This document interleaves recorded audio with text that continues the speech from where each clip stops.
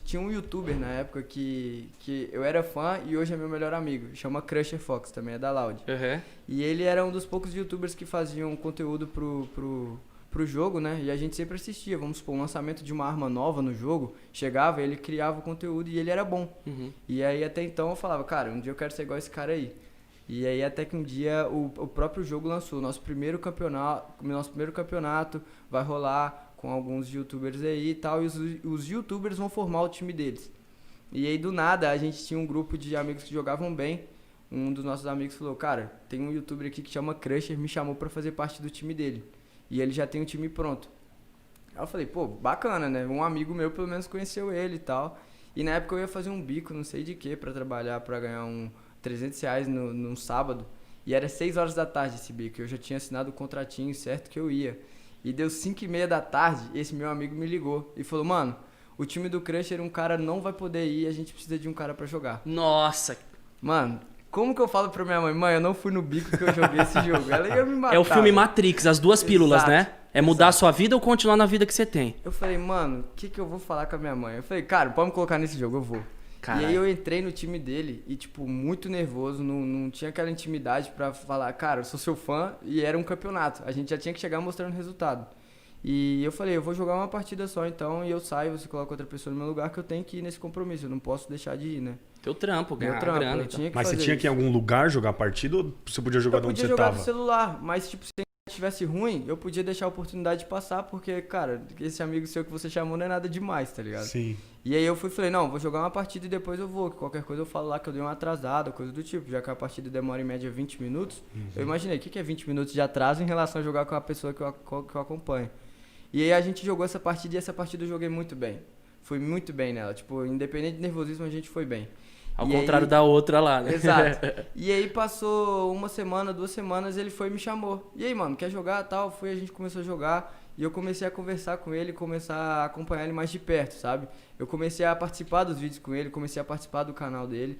E ele foi e começou a me explicar o que é o YouTube, como que funciona o trabalho dele, que ele também já trabalhou de, tipo, em empresas e hoje ele se dedicava 100% ao YouTube e tal.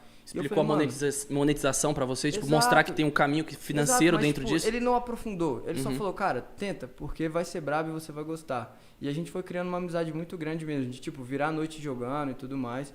E isso pra mim foi tipo o pontapé pra começar a sonhar com isso e tentar explicar pra minha mãe que eu queria isso, sabe? E aí foi no final de um ano, a gente tava jogando, do nada ele falou, mano, já volto, tem que sair. Aí ele me ligou e falou que recebeu uma ligação de um youtuber muito grande falando que queria formar um time profissional pra jogar. Aí eu falei, mano, pera aí, calma aí, deixa eu assimilar.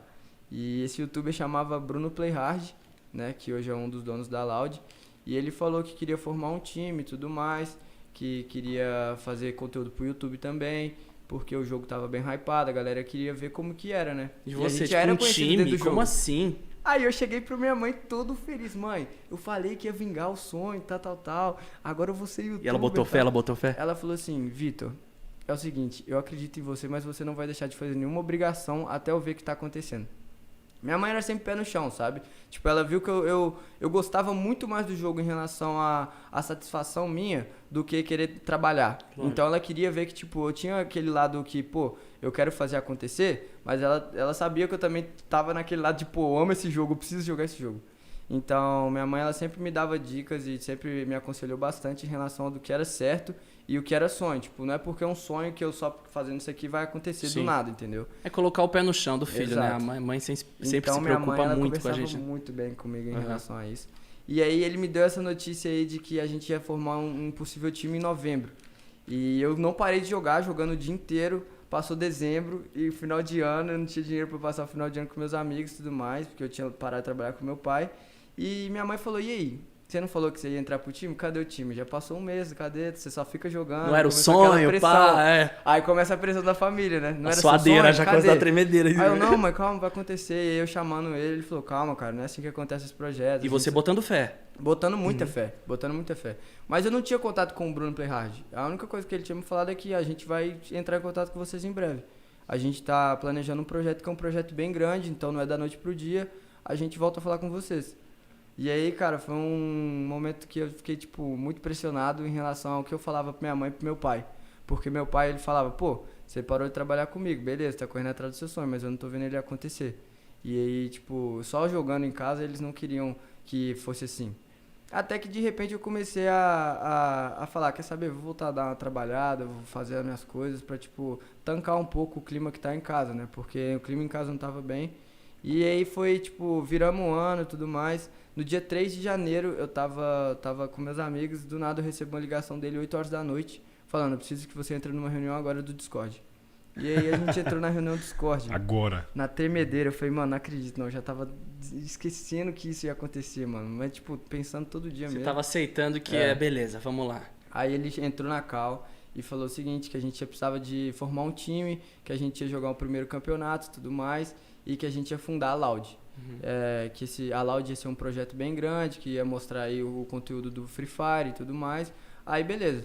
Voltei, falei com a minha mãe que isso ia acontecer, foi tipo no início de fevereiro, assim, no início não, foi no meio. A gente viajou pro Rio de Janeiro, a gente formou o time, chamou aí os primeiros e gravou o conteúdo pro Free Fire. A princípio a gente ia gravar em casa, todo mundo, com o celular mesmo, a gente ia gravar a voz e tudo mais. Mas essa primeira viagem era mais um pontapé da Loud, tipo, pra apresentar quem que fazia parte do time e tudo mais. O grupo se conhecer, todo mundo. Exato, e nesse tempo eu ainda jogava com a Babi, mas ela ainda não era da Loud. Porque a seleção do time, quem fez foi o Crusher, eu e o PH, e era o time profissional e tudo mais, e foi assim, papapá, fechou. A gente perdeu um pouco. Quem que bateu o martelo? O PH. O PH. O PH bateu o martelo. E aí a gente fez uma semana de gravação no Rio de Janeiro, a gente gravou bastante para fazer o lançamento da Loud e colocou lá, a gente vai lançar um time de Free Fire. A gente vai lançar o time de Free Fire, eles vão gravar em casa umas dicas de gameplay. Essa foi a parada. E aí quando eu voltei do Rio, aí já tava minha mãe e meu pai já tava mais tranquilo, que ela viu que realmente teve aquela estrutura toda pra acontecer. E lançamos a Loud, pum, lançou.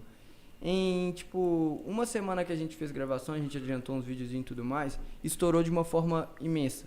As views foram muito altas, a galera recepcionou muito bem em rede social, todo mundo vingou daquele jeito, tipo, pum. E aí começou a Loud. E aí começou a passar um tempo, a gente começou a gravar vídeos um pouco mais vlog e não só Free Fire. E a galera tava identificando tanto com quem tava jogando, quanto dentro do jogo.